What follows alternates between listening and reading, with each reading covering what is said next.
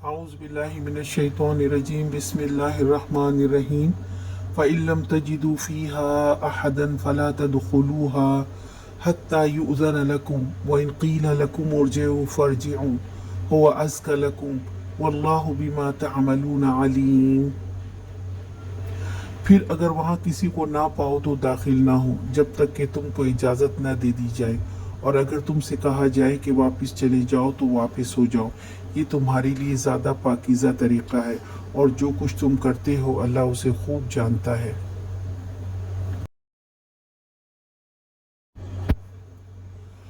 اب اگر اس گھر سے اجازت لینے کے بعد کوئی آواز نہیں آئے تو لوٹ جاؤ،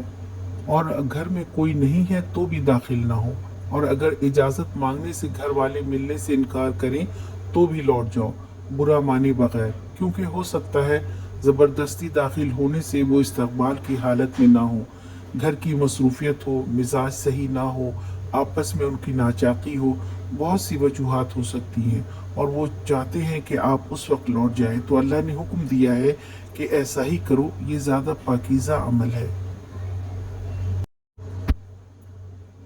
آج کا سوال: اگر اجازت لینے پر گھر والے آنے کی اجازت نہ دیں تو کیا کرنا چاہیے؟